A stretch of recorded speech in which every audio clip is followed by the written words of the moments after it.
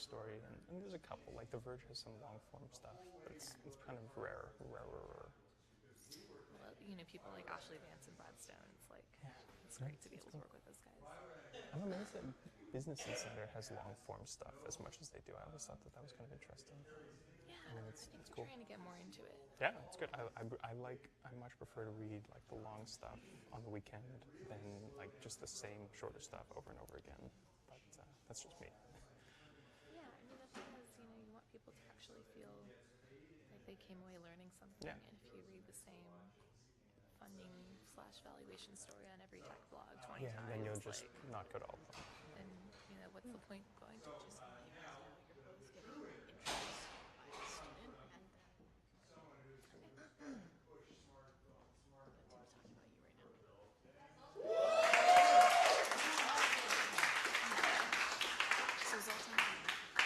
So here today with us we have Migicovsky from Pebble. Thanks. Pebble ran the most successful Kickstarter campaign ever, initially raising over $10 million for their first product. They recently raised over $20 million for the Pebble Times, and he's here to tell us how to. Without any further ado, Migicovsky.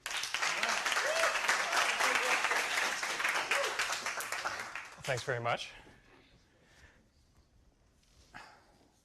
Well, it's good to be with you guys. I think I've got my interviewer coming on as well, but it's fantastic to be here. This is actually the same room where I came about 3 years ago and talked for the first time to people at Draper. It was awesome. It looks a little nicer. The beanbags, I think, this one seems to be worn in a little bit, but you guys have been. It's nicer. Got a little bit more colors on the walls, but it's awesome.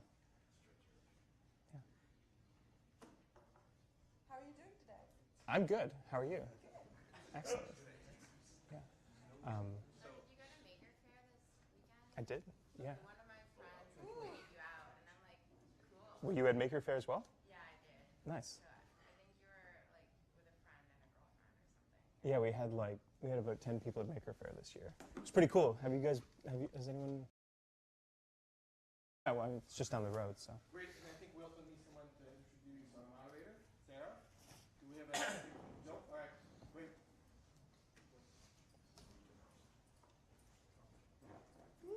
Sorry. I didn't know you were showing up until right now. Comfortable waiting. So today we also have Sarah Fire moderating. Thank you for coming. She's a reporter at Bloomberg West, and she used to be the editor-in-chief of the Tonio. Cool.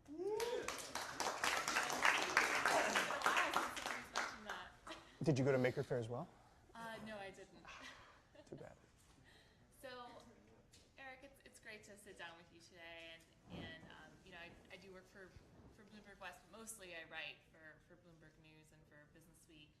And one of the things that I think is really interesting about what you've done is you've built this business from asking people what they want, basically, and getting money from a crowd. And I think, in this world of VC funding and crazy valuations, how do you put that in context? Why did you decide to do it that way? Well, decide is a strong word. I think it's been a long journey. It's been 7 years now that I've been working on this. It started off with a tiny little prototype that we kind of hacked together out of cell phone parts and evolved from there. I think the process of getting feedback and getting your customers or your users to tell you what they want is almost a permanent state of doing a startup. Like, I don't think there will ever be a moment where we don't react and kind of feed on top of that feedback or that energy that our users and customers are giving us. But it happened most specifically at a point 3 years ago when we launched our first campaign on Kickstarter. We were three of us, me, Andrew, and Rahul. We were working out of the living room of a house we lived in Palo Alto. We had about $60,000 left in the bank, which sounds like a lot of money, but isn't. Especially when you're making hardware. We're making hardware, but even, I mean, it's just companies need money to survive, and we didn't have a super large amount of it, but we had this design. We had a new watch. We'd been working on watches for about 4 years up until that point, smart watches that help you see what's happening on your phone without having to take your phone out of your pocket. And just in 2011, we had actually did what I think is one of the most interesting things. We launched an SDK, a software development kit, that let people write apps for the watch. Nowadays, there's an app store. There's an app store for literally everything. I think we're going to get an app store for a lamp pretty soon. Maybe so. Very, very soon. But I think back in 2011, it was still pretty early. It was kind of a crazy idea at the time. And we had a couple of these crazy ideas. We had learned so much from our first thousand customers, and we had designed a watch that finally worked with iPhone. If you can believe it, our first watch exclusively worked with BlackBerry. Well, you went to school in Waterloo. I did, which is So- the home of BlackBerry. So, I mean, another thing that I think of when I think of you and your company and what you must be, you have built something that now Apple has a version of, right? And Google and Samsung. And Google and the rest of the Samsung gang. and, everyone and their mother, right? How do you stay relevant? Do you take any of those lessons from being surrounded by BlackBerry's demise? I shouldn't say demise. They're still Demise, yeah. I'm sure they're still dramatic. fighting. I'm sure there's still some people BBMing. Yeah, I don't think it's one particular lesson. I think it's the idea that, kind of going back to how you kicked this off, which is talking to people who actually use your product, or even people who don't yet use your product, and figuring out what's up. Like, what do people want? What is the next logical step? For us, it was figuring out that people wanted a focused, simple, straightforward, useful experience right when they open the box.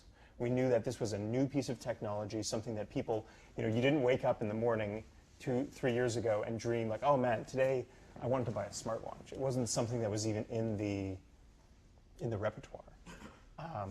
And so what we had to do was prove that there was utility, that there was usefulness, that there was a reason to buy. And I think we did that explosively with our first Kickstarter campaign, where before we had kind of been talking about smartwatches as like the future of computing. Cloud. Is it? Well, we were originally pitching like that. We were even asking consumers to think about what the future would be like when they had, a smartwatch on their wrist. But then we learned a dramatic lesson. And it was actually from one of my mentors, Paul Buchek. He's like, if you can't explain your product in 3 simple sentences, and those 3 simple sentences are enough to convince someone to buy it and use it, you need to work on your pitch. So what are your 3 sentences? And so on Kickstarter, when we launched in 2012, we said that Pebble would do 3 things. It would show you your notifications, calls, emails, text messages. It would connect to Runkeeper or Strava or Map My Run or Endomondo or any of these fitness apps that you already use to go for a run, or people already use to go for a run or a bike ride or something. And you could control your music, like being able to press pause, skip tracks. When you're on the subway, when you're traveling, when you're running around, it's really cool to be able to just go like pause, play, skip track. And then we actually had 4 things. Cheated. The 4th one was downloadable watch faces. The idea that you could actually customize the look and the feel of your electronics by just going through an app store and downloading a watch face, which was not possible before. And so those 4 things, if you look back at our first Kickstarter, we literally just talked about those. The video was 2.5 minutes. We talked about those 4 things, and we didn't pitch the future of computing. We pitched a $120 device that would do those 4 things really well. Make it more understandable, just to the mass consumer audience. Mass, but it's early adopters, definitely. Mm-hmm. But it clicked.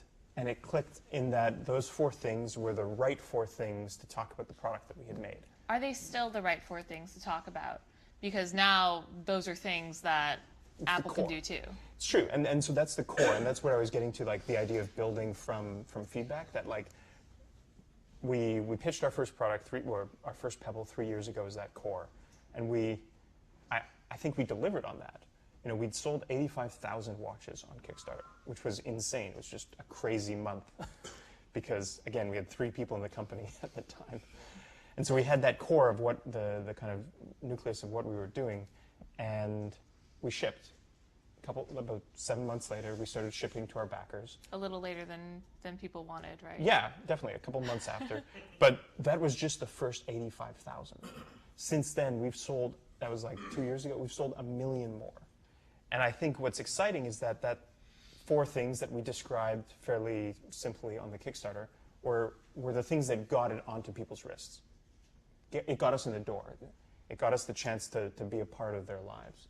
And then from there, we've pumped out about 40 or 50 software updates over the last 2 years that have changed and added features and given, I think, a really distinct direction to where we're taking this. So for you now, the sales pitch, has it evolved? Yeah. Are you? Definitely. And I think, we're not in that future of computing, future place yet, but I think we're on that path. We know that wearables are going to be a key part of our lives. It seems obvious now. Wearables is such a broad word. Wearables to me means devices and services that you use that are physically on your body, that are with you as often as possible. What comes next after mobile phones? I think it's wearables. I think it's the idea that computers are getting smaller and smaller. They're getting cheaper. They're getting more power efficient. And along with that, they're jumping from our pockets and from our desks onto our bodies. And this is having a dramatic effect in a couple ways. One is data collection. There's more and more sensors. There's more and more information that our wearables are collecting about us to help us live a little bit more efficiently, to help us live a bit more safely and healthy. And I think that that's something that your phone just physically can't do. It's sitting in your pocket. It's more likely charging next to the wall. Whereas a wearable is something that's almost physically connected to you. It's omnipresent in that it's there.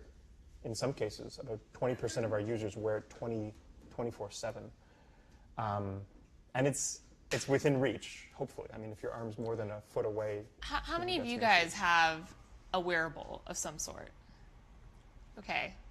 This is like a tech crowd, and only 3 hands went up. How many people have like a smartwatch of that? Okay, so like 4 people. No, I think. How would you How sell do I to make the the rest? pitch?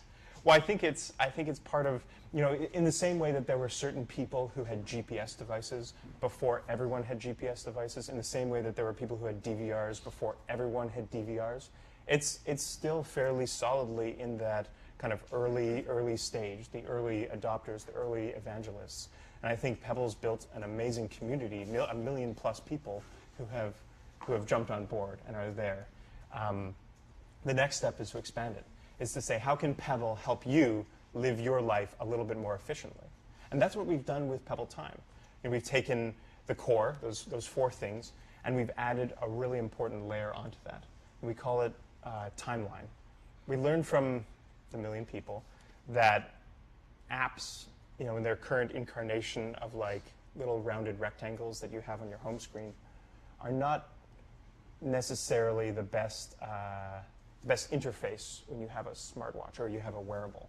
You've got this beautiful big screen, getting bigger every minute, sitting in your pocket, and they have you have an array of all these different apps. And you go into the weather app to find out the weather. You go into your traffic app to find out the traffic. You go into your calendar app to find out your calendar. But on the wrist, it just doesn't work that way. It just breaks down when you have to constantly navigate through menus or touch things. You might as well just take out your phone at that point. And so we learned that, and we learned it through trial and error, because we have a bunch of apps that are useful in their own right. They're each individually useful. But when you have to navigate between all of them, it just kind of doesn't feel right. It doesn't feel like that's the right way to do it on the wrist. So what we did is we created this thing called Timeline, which takes important bits of information from each of the apps that you care about and pulls that out of the app and overlays it on top of your day. So you can see your calendars that are coming, your calendar appointments that are coming up. You can see travel. You can see bookings. You can see sports games that are coming up, reminders, weather, traffic, and it just kind of makes sense. It's laid out, in kind of chronological order, and it pops up throughout the day to give you these little bits of insight that help you, make a better time management decision, or run for the Caltrain when you're going to miss it, or if it's raining, grab an umbrella. It's not something that changes your life dramatically. It's not like this revolution that's like, holy shit, I just put this on my wrist. But in some ways, it's similar to a smartphone. The smartphone started out in 2007 with the iPhone, and it was a great. What did they pitch it as? It was a great iPod. It was a great internet device, and it was a great phone. All in one. All in one, exactly. But That sort of sounds like your early pitch. similar, but I think that the core insight that we can gain from the early days of smartphones is that you don't necessarily have to predict every single thing that you'll do with a smartphone. I mean, what was your first phone? My first phone, Smartphone. oh my gosh, my first smartphone Yeah. was a Palm Trio. Nice. That's cool. Yeah, back in the day. I had And all my friends made fun of me because the buttons were so big and touch screen. My friend told me it was like a grandma phone. Like, why would you need numbers that were that huge? that's a bit. Everyone that's a had bit T9. They were all. Yeah. But then they had to learn. Then you they all become got experts iPhones, yeah, and then but- they got iPhones. But I think what's interesting is like try to put yourself back into 2005 or 2007 and try to imagine what you would be doing with smartphones at the time you were using a Trio. 10 years later, like Uber and Instacart and Spotify and Pandora and all these things that we take for granted were enabled because of the platform. They weren't necessarily set in stone from a really early date and saying, Well, here's the thing about platforms, though, and I know you talked about your base of 1 million users, but the thing that encourages developers to work on platforms is if they are the biggest, right? two things. One is if you're the biggest, Right. and if people actually use your product. Because you could have a lot of units out in the world, but unless people are using it on a regular basis, and there's an efficient way to use these apps and these experiences, it's kind of not So as yeah, useful. there are some wearables that end up in drawers.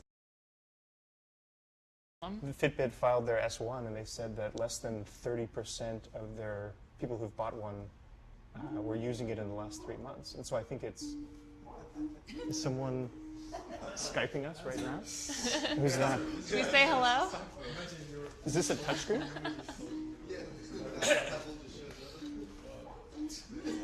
Does this normally happen that people are just trying to? Okay. I mean, maybe there's maybe they're upstairs in there. They just want to hang out, guys. That's cool. Yeah, we can just answer it. And you're sure this isn't a touchscreen? I can't just like.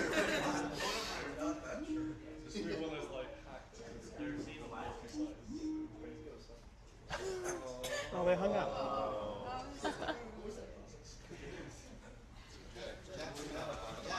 Oh, there's the computer. So how do you ensure the health of, just getting back to the platform, Yeah. how do you ensure the health of it as these larger competitors come along? And So the first one is have a direction. I think that's key. And we have a very distinct direction that we're taking our platform. We're saying that this is actually something new. It's not just copy and pasting what's happening on your phone and now looking at it on your wrist. This is something new, and we've designed an operating system and the platform around wearables first. And I think that's not actually shared by Apple and Google. If you look at what they're building these kind of touchscreen experiences that are built around very similar components to what you'd find in your smartphone. And in some ways, it's almost like you're taking the same distractions and the same apps and the same things that you see on your phone and just now Putting you've them got, on your now wrist, you've got yeah. them on your wrist. We're not as cool with that. I think the way that we look at this as is you've got a phone in your pocket. It's awesome. I love my phone. I'm the first. But there's a time and a place for that.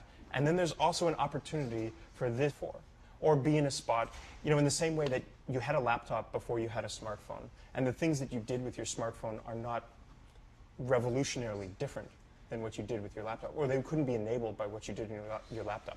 But just by virtue of it being there 24/7 in your, wearables are there physically all these on possibilities.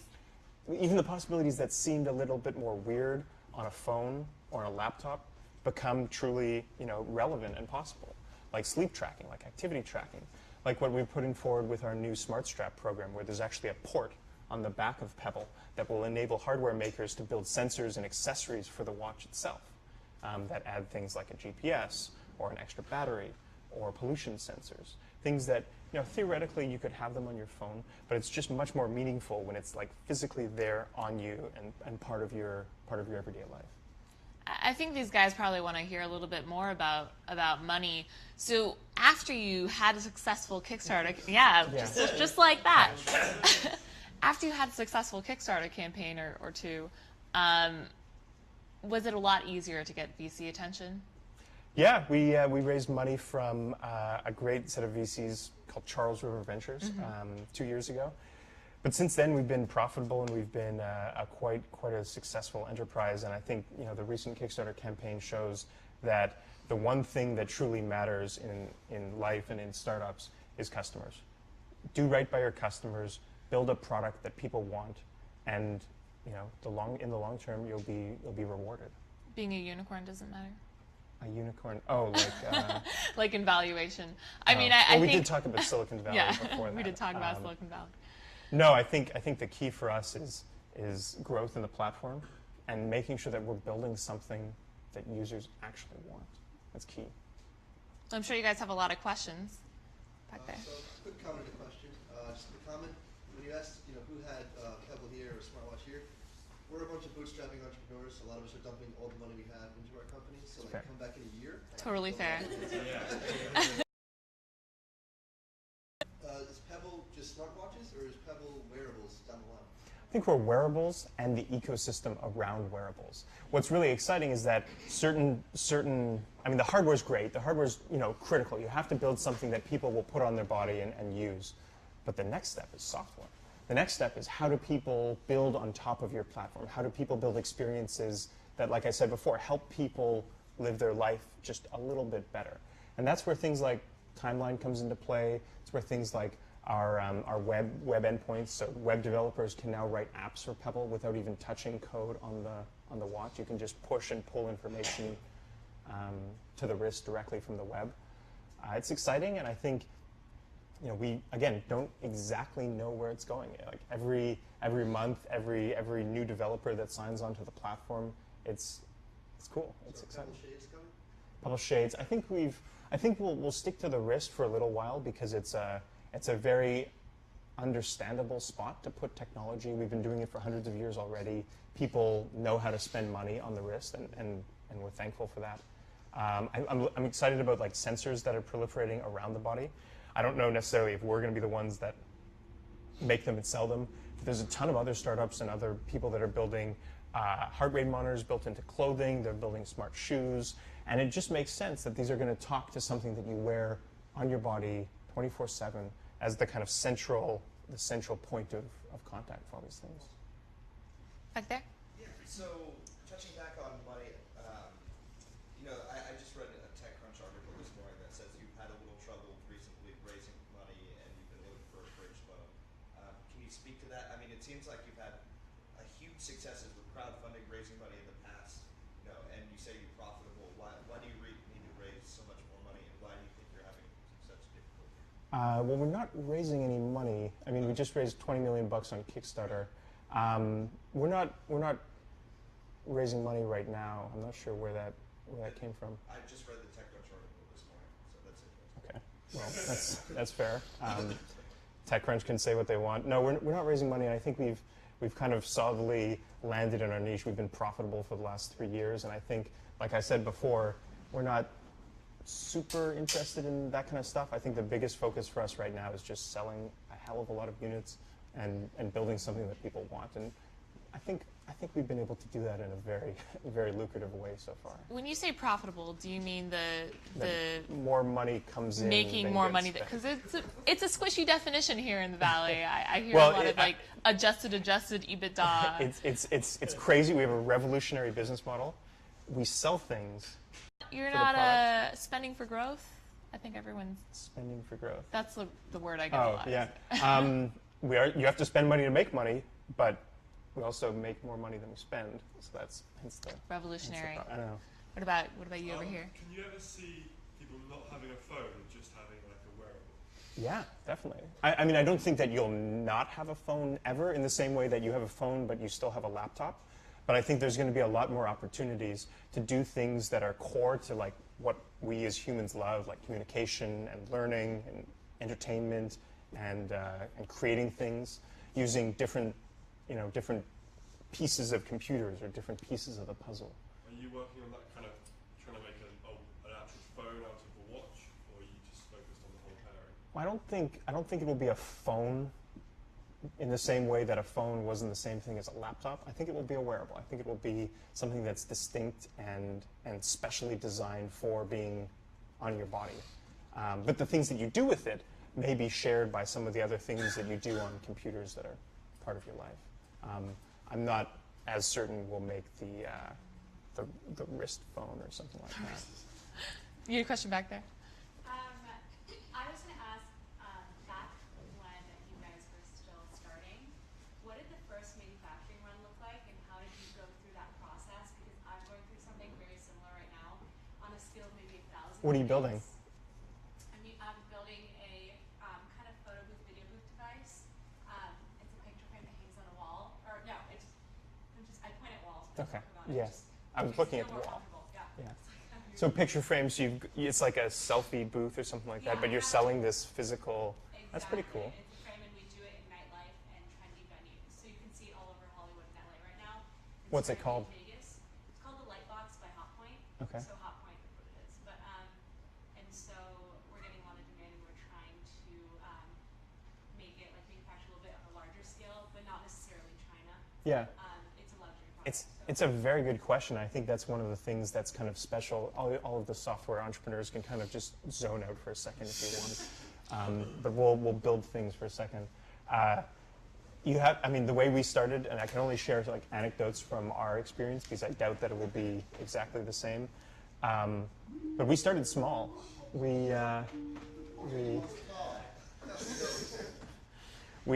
started small. We built them in the garage at the beginning. The first. Yeah, but you have to start that. You have to start by building that. Right after that, like how do you find those people who know enough to scale down the cost and who know enough to kind of go and put it forth? So We didn't worry. The simple answer is don't worry about cost. Like in the early days, there's so many more important things to worry about than the exact cost of how much money goes into the product. Like there's a time and a place for that, and it's a little bit later. At the beginning, we actually made some mistakes about trying to bring the cost down on the product that we were making, and we wasted. We spent months trying to do that when we could have just been out there beating the pavement, selling our product, getting more people to use it. And yeah, maybe we wouldn't have been profitable, right at that point. But you pay for it in other ways. If you're trying to cost down, you pay for it in time of improving the software, improving the manufacturing process, or even lost sales from just not being on, outside talking to customers and knocking on doors. So it's up to you, and I think consider if you can do it feasibly. Just making it and selling as many as you can, and then getting to the cost down a little bit later. Like we went from our back room kind of assembly line to breaking into the university that we were near and using their clean rooms to do it. And then the next step after that was a small contract manufacturer in San Jose. So there's steps along the way. I want to hear about that whole topic. Sure. Okay. How many of you guys are hardware startups, by the way? Hardware. 3, 4, Few. 5. All right. That's cool. You don't know if you're hardware yet? Yeah, I don't know if mine is a hardware. Can you hold it? Yeah. Can you hold it? Okay. There you go. Hardware. You had a question? Oh, I see. It's hard software. Okay, So. here you go. But it's WEAR. This gentleman right here. So I'm wondering, you have an opinion about why people want to wear this, for example, a Pebble, because it's sending push notifications. So why do people want this notification immediately, like on their wrist, and why not waiting till they see the phone? It's is there something I thought about, only millennials or? Particular generations? No, we've seen a very wide spread of users, ranging from people who need to keep track of their business and stay on top of things that are changing at a really fast pace, to people who are part of a team and are out in the field running around and want to stay in touch. I know that there's a bunch of journalists who actually use it during CES and during other events to stay on a common chat or hang out or something, and everything just pops up there. And then there's people who just need to stay in touch with a couple people in their lives.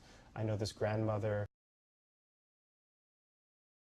her daughter's child, and if the daughter's working, and her mom to make sure that the kid's okay. And there's an immense number of really interesting stories. There's a large group of people now, about 10,000 people, who use Pebble to track the glucose levels in their bodies. They pair their watch with continuous glucose meters, and they use this almost as like a sixth sense for people who suffer from diabetes. It's difficult. I mean, they don't have internal regulation of their blood glucose levels. So this becomes kind of like a heads-up view into their body that's always on. The display is always just pumping along, and it gives them this kind of like look into something that other people do naturally, and they have a little bit of superpower. Back there. I'm launching an ego campaign hopefully today. Today. Yes. Awesome. That's very cool. So I want to know what were like the 3 things that you did for marketing. Like, what did you do to do your outreach? Yeah. And then I was also wondering how unforgiving customers might be when you're in the fulfillment process, and how painful that can be, and how do you mitigate that? Well, let me answer the first one first. Remember those 3 things that I expanded into 4? You got to nail those down. You got to nail down what your pitch is and figure out a way to convey it as cleanly and as simply as possible, because you only have a limited amount of time. When people are coming by to look at your page or look at your product, look at your landing page or read your story, people need to be able to figure it out quite quickly. So nail those down. That's critical for everything. And then get out there and talk about it.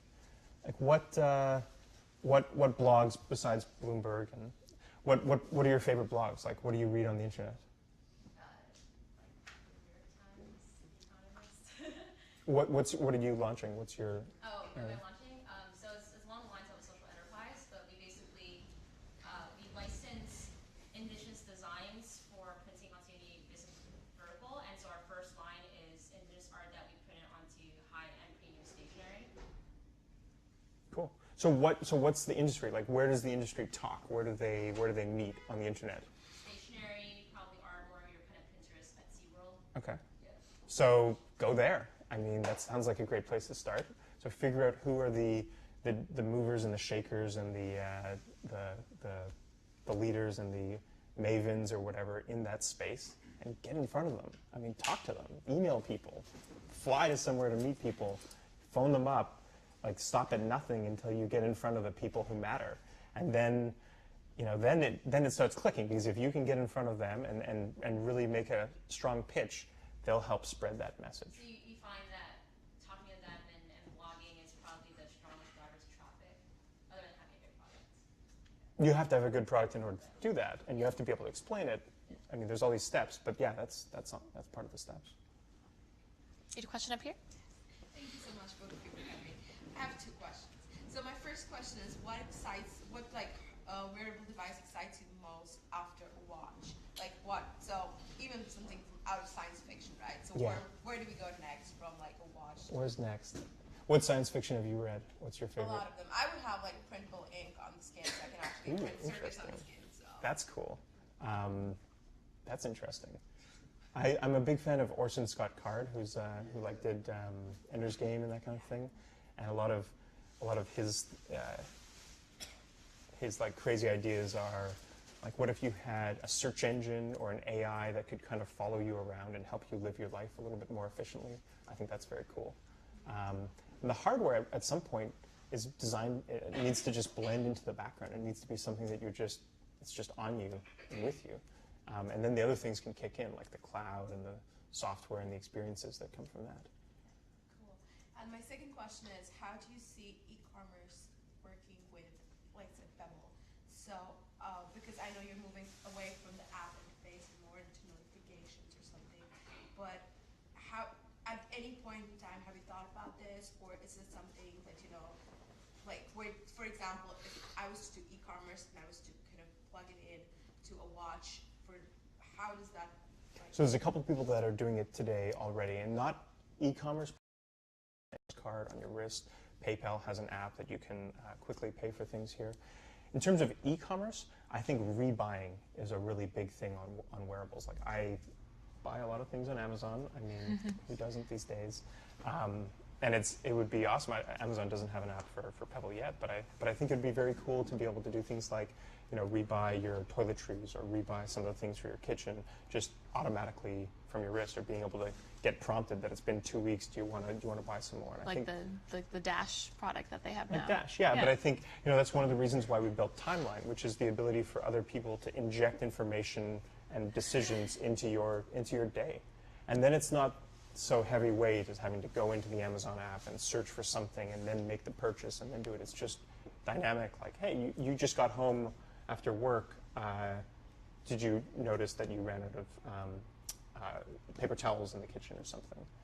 I think that's an opportunity, at least in the short term. But then again, like, who am I? I think part of the beautiful thing about doing this is that we're putting out the hardware, we're putting out the software core, the foundation, and then really seeing what other people get up to. And I think that's fun. Thank you. Question right here. Hey, yeah, so going back to your first, initial Kickstarter campaign, what are sort of the specific things that you did to see, those initial backers? So we did what we talked about before. Well, no, specifically, like what'd you do? Where'd you go? I went to Engadget and some other blogs, and I talked for months with reporters and people who worked there before the launch to kind of test the idea, see if it was about to click, see if we were explaining ourselves in the right way, and then got the word out through the press at the beginning.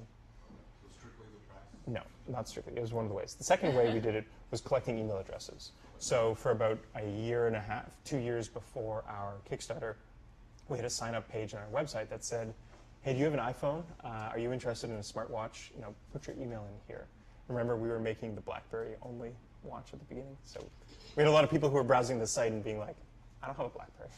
So we got 7,000 email addresses at the beginning. And I wouldn't say that all 7,000 bought, but they were the first people that we contacted, and I think a portion of them definitely did. How are we on time? Yes, 23 minutes. Okay. Yep. Sweet. Cool. How about right here? Okay. I visited the App Store a couple of days ago. The Apple Watch is kind of amazing. What do you think about Apple Watch? I think that the pricing higher than you guys. And is it possible that Pebble will be somebody's, I don't want to say this, poor guy's Apple Watch? Is it kind of marketing that you were worrying about? I'm not super worried about it. I think one of the pleasant surprises, wasn't even really that big a surprise, was that when Apple launched, our sales have actually gone up quite a bit because of the added attention and kind of people learning more about smartwatches and just waking up and seeing Apple Watch ads and then understanding that they're not going to buy one, but they'll buy a Pebble has been fantastic for us. I think we're differentiating ourselves in a couple key ways. One is we're focused. We know what we're good at, and we're not afraid to say it. We're not especially focusing on trying to replicate everything that your phone does on the watch. We're focusing on being a damn good watch. We have a screen that's always on. You can look down and see what time it is, which is another revolutionary concept, I think, in watches. It's something that you can put into your life and not really worry about. It's not a super fancy accessory, piece of jewelry. It's, again, a great watch. It has a long battery life. It's durable. It's water resistant. You can go play sports with it. It's not something that you have to worry about. And finally, it does a few things, and it does them really, really well. And then there's a back door that you can kind of open and get into the hacker space and build your own experience or hack on it or build your own apps. And we're comfortable there. I think that's our pitch. And Apple has this other vision that they're taking forward in their direction.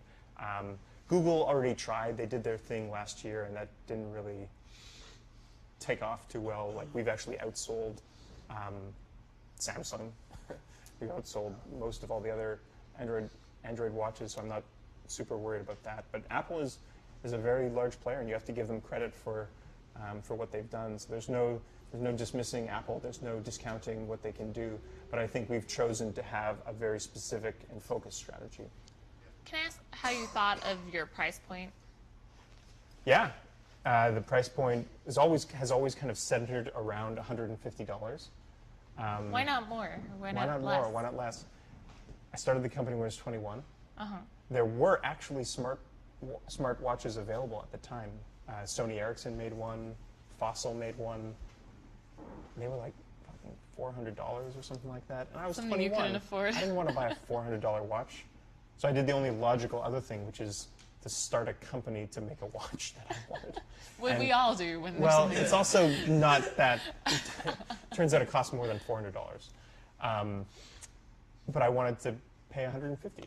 that was the price, and so $150 has always kind of been our mid-range. Now what do you have to sacrifice though to get to that? surprisingly little. I mean, we have a battery. We have a longer battery life. We have a screen that's e-paper, so it's always on. It's water resistant. It works with all the phones out there. Well, except for BlackBerry, Windows Phone. Works with Android and iPhone, and it does almost literally everything that all the other ones can do, plus more. So you don't have to sacrifice that much. I mean, this is the Pebble Time Steel, which is our newest watch. Yeah.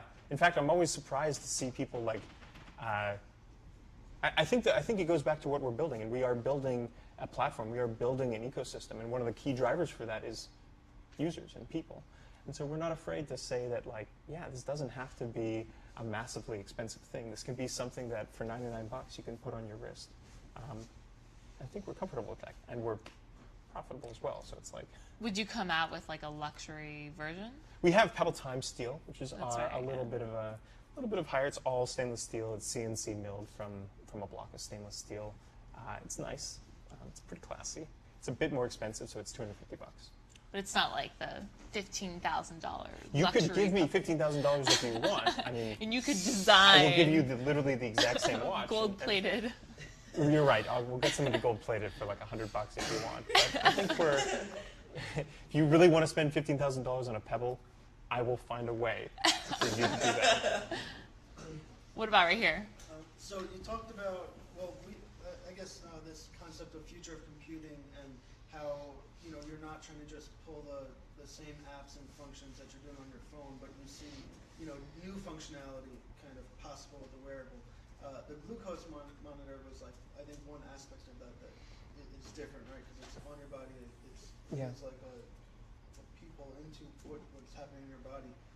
What else? Like, is there any other function that you see coming? Maybe it's not possible right now, but down the road that like a wearable is going to be able to do that a smartphone can't do. Well, think about what I said before, that like you could literally do the exact same thing with your phone. You could monitor your glucose on your phone, but it's just a completely different experience to have it on your wrist. And so it's not actually new. Nothing's new in this world. There's never like food delivery was something that what was that startup in the 90s called? The Webvan. I mean, Webvan, 1999, 15 years later, well, now we're talking. And I think that's the intention with wearables. It's not, like I said, it's not revolutionary. There's not going to magically be these new things in your life. People generally are people. They do the same things. They live their life. They communicate with people that they care about and they love. What we're putting forward with wearables is that there's things that you may have done that were just super clunky before on your phone, or things that you discarded and dismissed because it was just like, I'm not gonna do that with my phone. Those are the things that become meaningful on your wrist. It's like you're getting a ton of notifications filtering through on the top bar of your phone. Great, I don't just want to have the same massive load of notifications on my wrist. I want to have filtered notifications. I want to know who this is coming from. I want to know if it's an important time or whether I'm in a meeting and I don't actually want to see notifications right now. And I think that's the power of wearables, to help look at the things that we already do and just make them better and make us more efficient. What do you think of virtual reality? VR? Yeah, I mean, Mark Zuckerberg says it's the future of computing. You're talking about the future of computing. What is your take on that theory? The future of computing. So, like I said before, I think it's important not to state that like the product that we make is not like. I get it. You're on a path. You're thinking about what comes next. And I hope that computing is beyond literally just wearables. I mean, it'd be good for us if it was just wearables. But hey, I'm a geek just like everyone else. I want to see what the future holds for us. And I think VR is interesting, though. I haven't really gotten too far into it. You might have. I would love to try that HoloLens thing. That looks pretty cool. You guys are excited about that. Yeah. Oh, yeah, you there guys you saw go. it? Or? Yeah, we went to Saw Skype the office. video. Oh, okay. Yeah, no, I'd love to try that. That'd be kind of cool. Different kind of wearable. Yeah. All right, what about right here? So I'm going to be launching a consumer-facing product, and I'm wrestling with whether or not to go with Indiegogo versus Kickstarter. Can you speak to why you chose the platform you did? It doesn't, I mean, what are you making? So it's called Pretty Litter. It's a color-changing cat litter that allows you to see where you need to scoop really easily, but Yeah. also alerts you if the cat has like a health problem. Oh, interesting. So it's like diagnostic. Yeah, by Diagnostic. changing black to tell you should probably take your cat to the vet. It's interesting. So that's never been done before. That's very cool. That's hardware. That even though it's not electronics hardware, it's still physical goods. Are you making it already? Yeah, well, we have the chemist on board to make it. It's patented. Okay. Are you making it? Uh, Or I mean, is it getting made or? Hopefully, that's why I'm here. Okay, cool. Yeah, I don't know too much about the differences, or I mean, I wouldn't be able to speak to why you would want to go on one or the other. What are you thinking? Like, what's your reasoning right now? Just based on the fact that we know people in the Indiegogo community, we're thinking it might be easier just in terms of outreach. Sounds like a good reason. Other Yeah. than that, I mean, going back to what I said before, like those first people are the ones that are going to support you. You need as much support as you can get, and if you have a base of support, then tap into it. I don't know if I haven't asked you yet, right? I was curious, when you, prior to starting your Kickstarter campaign, I think you had mentioned you were working on it for 4 years. Where did, if you don't mind me asking, roughly how much capital did you have Sure. to play around, and then where did you happen to get it? So over the 4 years, it started off pretty simply. Back in year one, I would win these pitch competitions, like elevator pitch competitions. I don't know, do they still have those, or are we so far Some of them. past that? Some of them. So back 7 years ago, that was how I raised money. I would say the pitch, and then if it was good, I would win like $3,000, and they would give me one of these gigantic novelty checks, which are very difficult to cash. Can you take those to the bank, by the way? Very difficult. Those do not fit into ATMs, or you have to find a really big ass ATM. So at the beginning, it was a little bit fun to do that. I was very lucky. I borrowed some money, $15,000 from my parents, who viewed it as cheaper than business school, and I borrowed money from the government of Canada, paid it back, and then got into Y Combinator, which is a startup incubator down here. That was about year 3.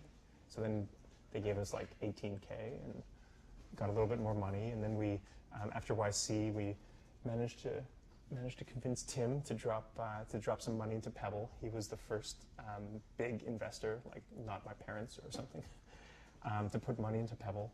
And that was about it. We only raised around $200,000 after Kickstarter. And that helped fuel the first 1,000 sales. Like, we focused on selling the watch, so we actually sold 1,000 of our BlackBerry watch, and made money doing it. We were selling them for $150. And that got us to the point where, 2012, we had Pebble, had the design for Pebble, and we weren't able to raise money from traditional investors, people kind of doing that next Series A stage.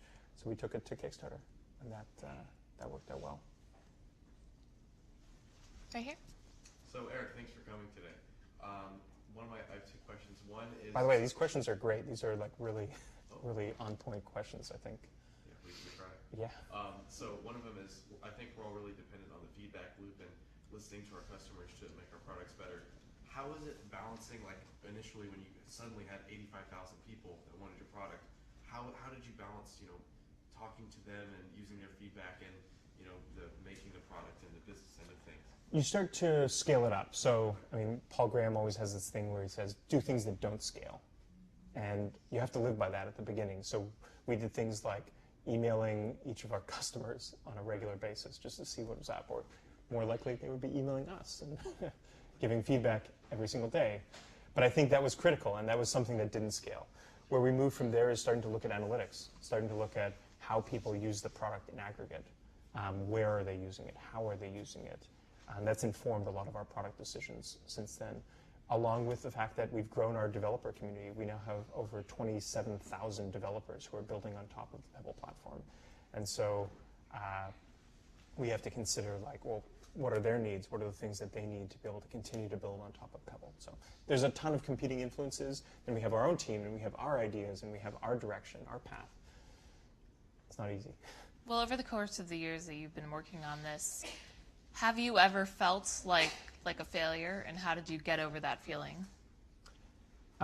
Sure, yeah, definitely. I mean, I have a lot of memories throughout the 7 years of just days that were really shitty days, and moments where you're like, oh, I have to do this, and even some moments where you're like, wow, I had this one moment of me going to a movie or something like that and having to like duck out of the movie to do something on my phone. That was 5 years ago, and I remember that as a message for myself to say, like, did that one email that I had to send actually matter or count in the grand scheme of things, or in the... So you have to be always hitting, you have to be always pushing, but you have to remember that it's a long, long war. It's not a battle. There are battles along the way, but you have to be there for the whole time. Sam Altman, who heads up Y Combinator, has a saying that, like, one of the true keys to success is to not fail. If you fail and you just stop doing it, there's a really low chance that you'll succeed. Maybe even a 0% chance that you'll succeed. So if you're in the game, and if you're fighting, and if you're working hard, and you're there the next day, then you'll have a non-zero chance of success. It's like the Gretzky quote, right? Back there? So I just wanted to know if you wanted to look at this. I pulled up the article that he mentioned, and it's almost pretty laughable if you want to go through it. You guys being on the rocks? You want to see it? I'm okay, thanks. Okay. How do you deal with misinformation? How do you deal with misinformation? It's a tough one. I don't deal with. I mean, no. I deal with it every day, actually. That's what I mean. Either from companies or from people. It's difficult. You just have to know people's motivations for telling you what they're telling you. Of course, we all have a You always have story. to check with people who are in a position to know, as opposed to people who have an agenda. Yeah, and so I mean that's a great answer. We have agenda. I have an agenda. You have an agenda. We all do, and I think transparency is important, especially inside the company. We maintain an extremely high level of transparency about what we do at Pebble. That's just kind of how we do it. But at some points, there's always as I said, it's a long thing, and you get through it. You figure it away. You guys need to also be on the lookout for anyone who's trying to spin you. Yeah. Oh, please, me. You. He's an agenda. He has an agenda. What's your agenda? What do you think about retail sales? When should we go to retail stores to start selling your... That's a good question. What are you making? Making a clothing brand, which allows technology with fashion. So we create a dress shirt that when you get stains or spills, they just peel off. So they peel off? Yeah, it peels off. Spills off. So crazy. Is it like the waterproof spray? Yeah, or? It's not a spray, but it's actually waterproof or stain resistant fabric. Cool. And we are looking for Kickstarter and all those stuffs, but that sounds great. Also, we are looking to expand in retail stores because expand our implies is too much visual. Expand implies that you're somewhere. Are you somewhere?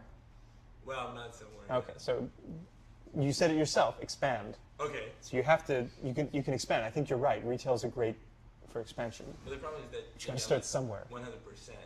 You got to start somewhere and expand from there. And you got to figure out where your somewhere is going to be. And what does that look like? Are you trying to get your word out? Are you trying to sell a lot of units? Are you trying to get feedback from your users? Be very clear about what your goals are and what does success look like, so that you can do it. So that you can you have a team. You can work with your team to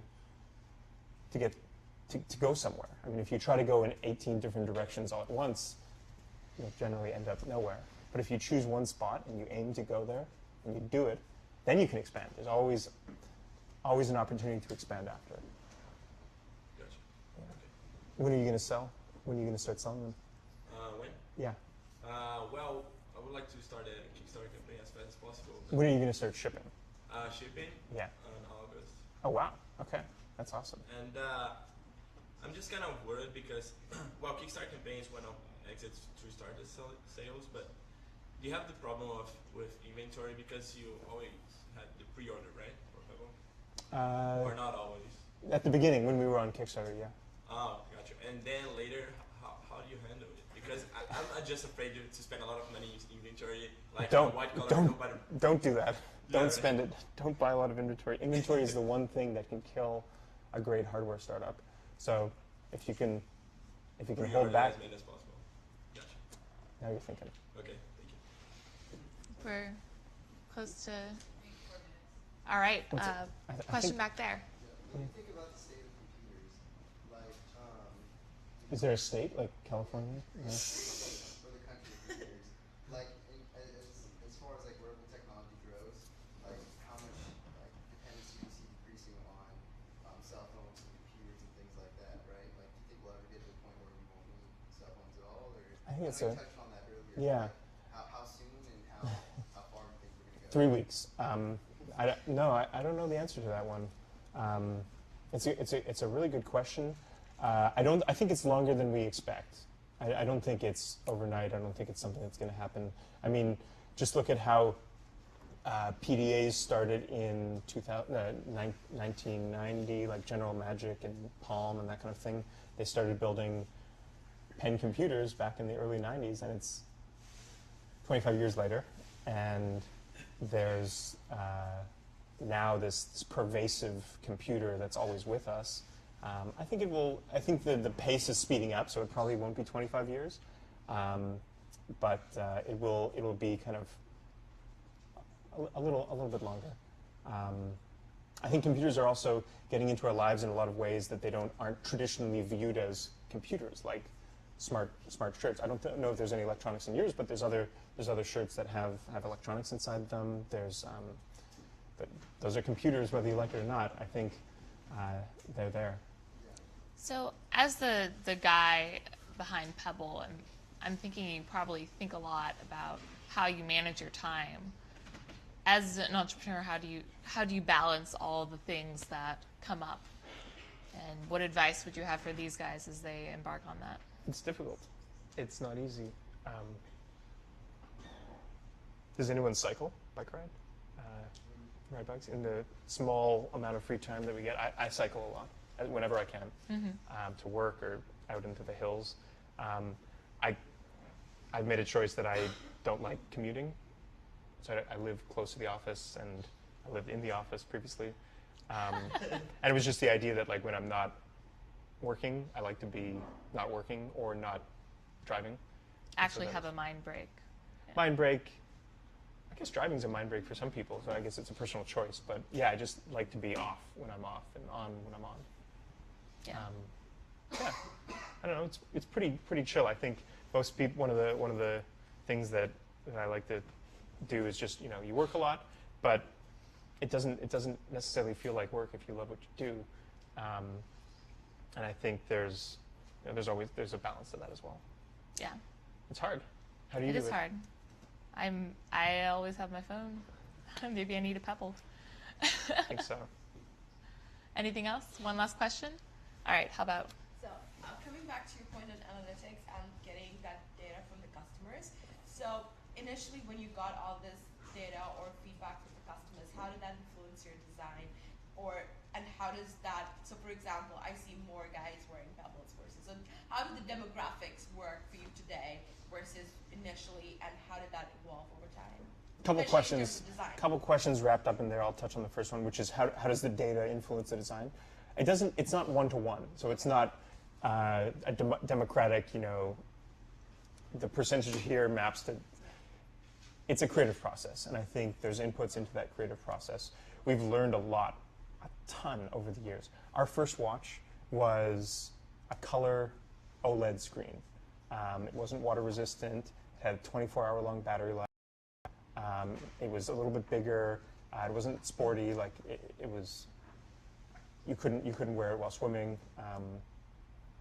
We learned a lot from that, and then we took the learning from our customers as well as just from us. We're the first users of the product, and funneled that into what would become Pebble with kind of the next direction that we took. Yeah, so again, we stay in touch through a variety of means with our customers, and then we also add in the fact that we are our own users. Yeah. And you had one that you really wanted to ask. Yeah. The reason why I was too late this morning here was because I was thrown in the pool yesterday. My iPhone was in a bag of rice, so I couldn't set my alarm. One thing Pebble really does well is that your watches are water resistant, and the one from Apple isn't. How do you out-innovate such a big company as a relatively small company? And how do you keep on doing that in the next... Focus. You know, we're not making refrigerators, we're making watches and wearables. I think anything else than focus? that's a pretty key one. I mean, that's how people change the world, is they look at a particular space or a particular area and put their effort behind it. We have 150 people at Pebble, and we're laser focused on that. Yeah, no problem. All right, thanks everyone. Cool.